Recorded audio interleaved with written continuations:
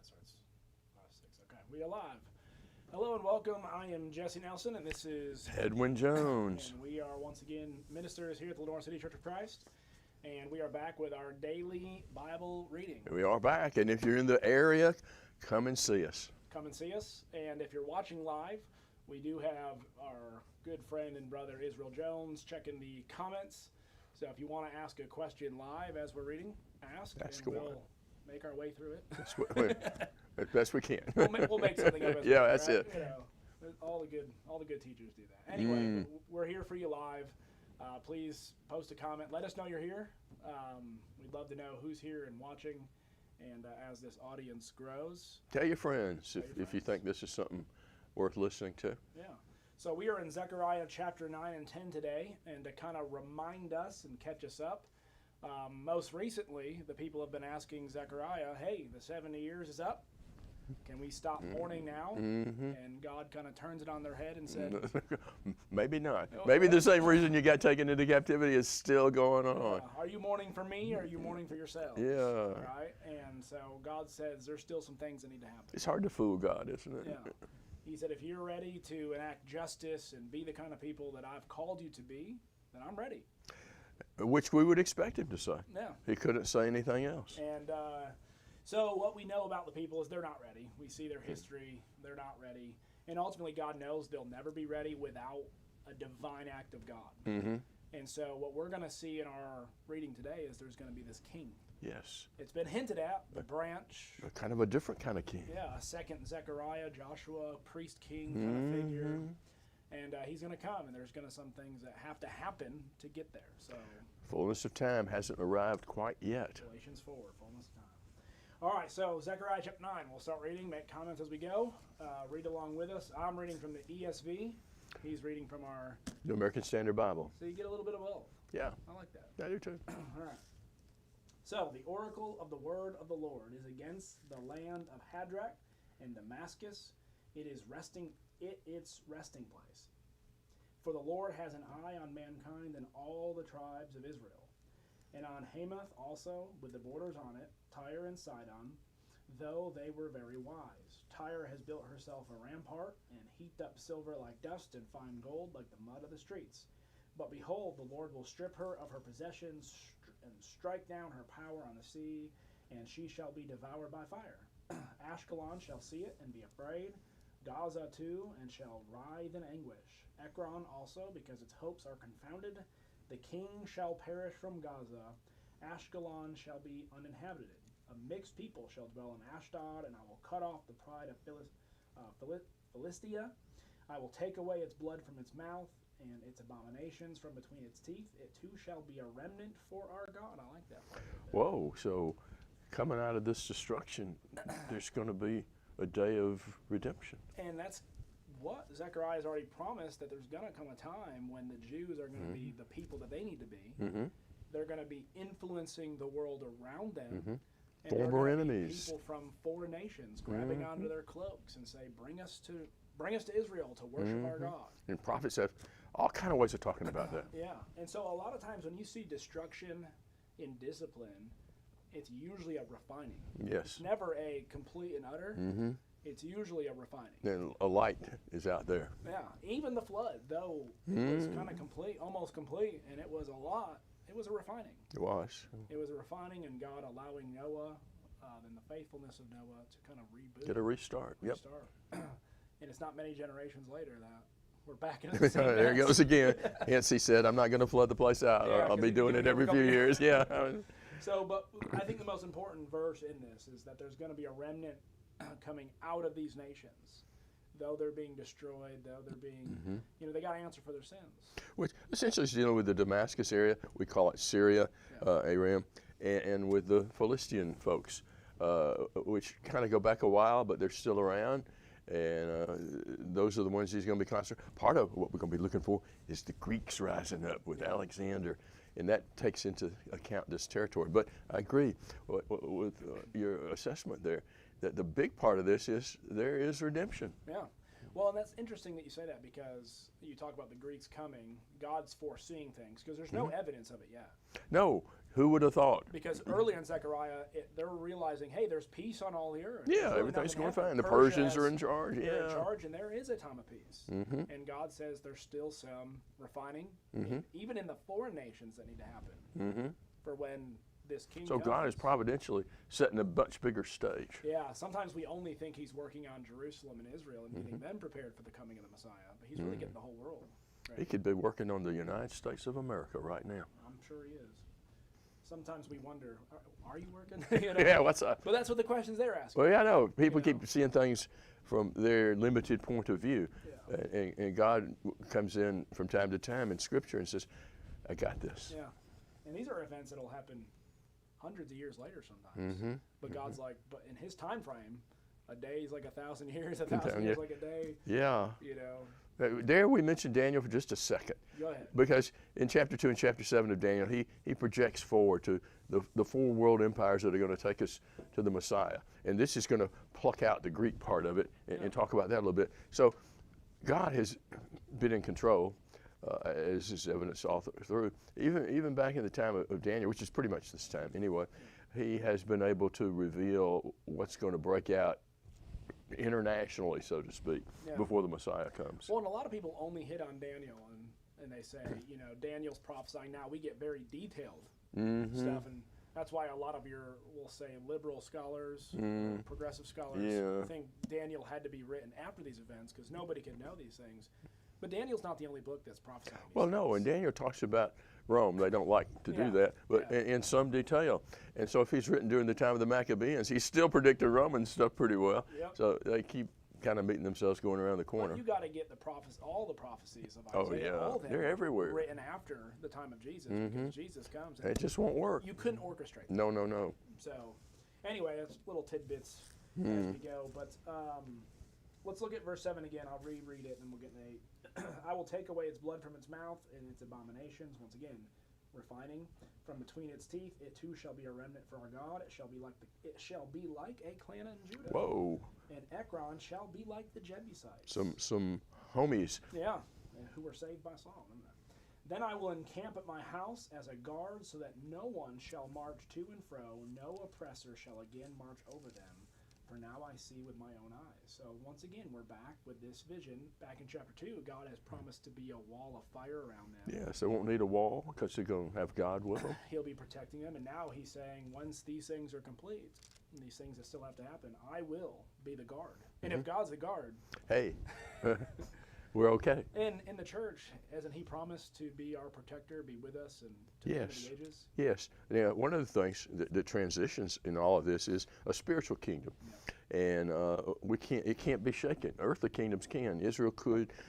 All these things could be. But we're in something that can't be touched by any earthly or even beyond the earth situation because God's got us covered. At least it can't be touched in the way that God expects. Yes. Can persecution come to the church? Sure. Can people harm your body? And Jesus even says, don't fear those who can harm your body, but those who harm your soul. Romans, in its grand conclusion of chapter 8, talks about that nothing can separate us from the love of God. It's in Christ Jesus our Lord. As long as we just choose to remain faithful, we got it made. Yep, he's got us. So now here comes the coming king. Rejoice greatly, O daughter of Zion. Shout aloud, O daughter of Jerusalem. Behold, your king is coming to you. Wait a minute. We've seen Zechariah be his king. We've had him put his priest. Joshua is putting on a crown. But he's still saying he's coming. So it's obviously not. So it's not Zerubbabel. It's not Joshua. It's okay. All these Z names kind of run together.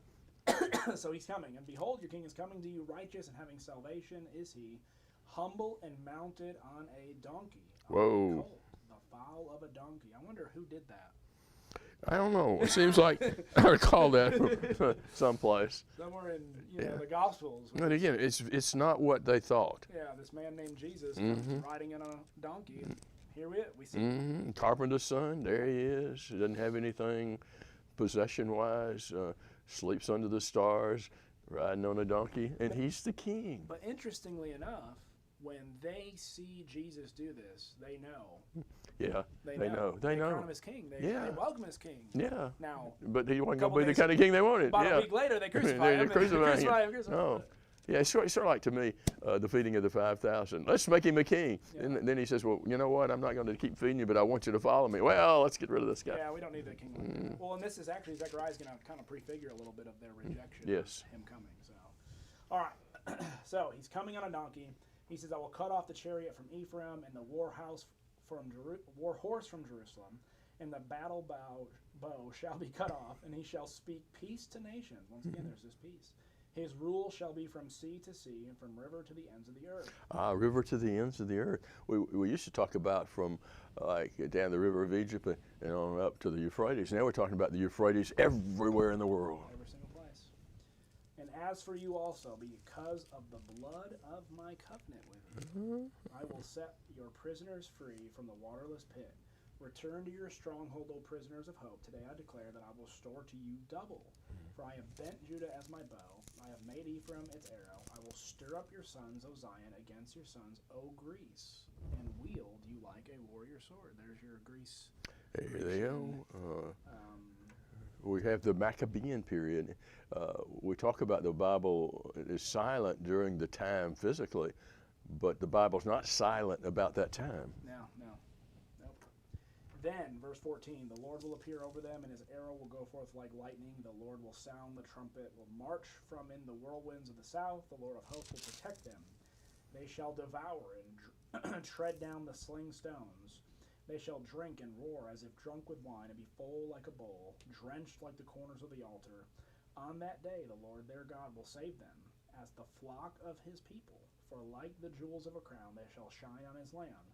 For how great is his goodness, how great is his beauty. Grain shall make the young men flourish, and new wine the young women. And new wine becomes a very repeated symbol of this coming Messianic age. And we're going to see the new wine again later in Zechariah 14. We will. But interestingly enough, God is saying that I'm going to shepherd my people. Shepherd, sheep. Whoa, we keep running into that imagery. And one of the things that he's going to get into the next chapter is because Israel's leadership, who God has put in place to shepherd, has not been doing their job. Bad shepherds. Yeah, so this king is coming and going to supplant all other rule. He's going to be king, priest, shepherd, basically the divine agent of God. Yes, in all respects. I dare say, God himself. You dare say, yes. All right, so chapter 10. Okay. Ask rain from the Lord at the time of the spring rain. The Lord who makes the storm clouds, and he will bring showers and rain, vegetation in the field to each man. The Jews were an agrarian society, and the rain cycles were very important to them. If they failed, crops failed. So we've got a time, figuratively speaking, where the crops are going to be there, and you're going to be enjoying these kind of things. For the teraphim speak iniquity. The teraphim are the household gods. We run into them very early on in some of the narratives of the Bible. And even in the time of being with God, they've got these little household idols there. They're running to them instead of listening to God. If you have the ESV, it just says household gods. Well, how about that? Oh, well, you got to work for it if you got an answer. And the diviners lying visions and tell false dreams. They comfort in vain. Jeremiah talks about peace, peace when there is no peace, whitewashing the wall. This is just how they operate. They want to tell the people what they want to hear, but it's not what they need to hear. Therefore, the people wander like sheep. They're afflicted because there is no shepherd. My anger is kindled against the shepherds, and I will punish the male goats. For the Lord of hosts has visited the flock, the house of Judah, and will make them like his majestic horse in battle. Male goats are kind of like the head of the herd. You got the shepherds going wrong, people within the flock going wrong. But God's going to come in and start taking over this. And this sheep without a shepherd imagery Jesus uses. You know, in Mark 6, where he sees them, or Mark 5, he sees them like sheep without a shepherd. He has compassion on them, which we're going to see that, and he teaches them. Which is another interesting thing. He's obviously upset, but at the same time, as he looks over the people who are led astray by these folks, he's not, I'm going to get them. He's compassionate. He wants to send people to help them out. And as we see the world wandering in sin and disillusionment and downtrodden, our response should be the response of God, to feel compassion and try to help out. Now, those who mislead people, God takes issue with. That's those the bad. who are being misled, God at least shows compassion and gives them a chance to hear the truth. At least that's what we ought to do as well. Yes. And realize they've been misled their whole lives. They've heard a false narrative or a false gospel or a false whatever. And our job as Christians is to show them the true Jesus, what he has to offer, what the gospel is. The real shepherd. And let them decide. Yes. Not everyone will make the choice. No, the false teachers, Jesus says, will be like, they need to have a millstone tied around their neck and cast into the sea. But the ones they lead astray, God has compassion on them. From them will come the cornerstone, from them the tent peg, from them the bow of battle, from every ruler, all of them together. A lot of imagery that gets taken back up again in the New Testament. They will be as mighty men, treading down the enemy in the mire of the streets in battle, and they will fight for the Lord, and he will be with them. The riders of the horses will be put to shame. So those who trust in armies, conventional warfare, that's not where it's going to be. That will fail. He's got a different situation coming here. Well, that's been Judah's issue. He's trusting in allies and when David numbered the people and he gets whacked pretty hard, it was a matter of trusting in his kingdom and in his might and in the people he had that he could call to war, and that was never the strength. And Chronicles lets us know that was a scheme of Satan. Yes, yes. Convincing him to do that. That's Satan. He wants us not to trust in God, no. trust in our own might. Today, you know what? I think sometimes people trust in politics rather than God. That's probably a crazy thing to say, but maybe it is. We might get some backlash. We might lose viewers here. I will strengthen the house of Judah. I will save the house of Joseph. And I'll bring them back because I've had compassion on them. We saw earlier, I will not have compassion on them. And here it is, the compassion is coming back. And they will be as though I had not rejected them. For I, the Lord, am their God, and I will answer them. Ephraim will be like a mighty man, which stands for the northern kingdom of Israel. And their heart will be glad as if from wine. Indeed, their children will see it and be glad. Their heart will rejoice in the Lord. I will whistle to them to gather them together, for I have redeemed them, and they will be as numerous as they were before. I'll scatter them among the people. When I scatter them among the people, and they will remember me in their far countries, and they with their children will live and come back. I will bring them back from the land of Egypt, symbolic, and Assyria, symbolic of all the places where they had found themselves. And I will bring them to the land of Gilead and Lebanon. Well, but there's not enough room within the borders of Israel. They're spilling over. Again, a way of saying this is going to be much bigger than just Israel. Yep. Until no room can be found for them. And they will pass through the sea of distress. I got some Egyptian imagery here. They will strike the waves in the sea, so that all the depths of the Nile will dry up, and the pride of Assyria will be brought down, and the scepter of Egypt will depart, and I will strengthen them in the Lord, and in his name they will walk, declares the Lord. So this Exodus that he's talking about, he's referring yet another Exodus. It's going to be bigger. Much bigger. The whole Nile will have to be dried up to compensate for the amount of people walking through it. Yes. So they were always looking at their Passover. They were talking about forever getting out of Egypt. That was small potatoes compared to this. Small potatoes. And that new wine, we've looked at the new wine and this wine coming being a symbol of this coming age.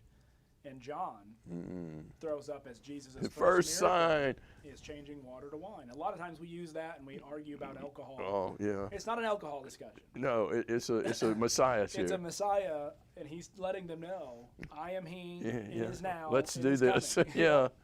So, but that's Zechariah 9 and 10. There it is. There's a lot of anticipation here. There's a lot of stuff that still needs to happen. God says that the flame of hope is not dead. No.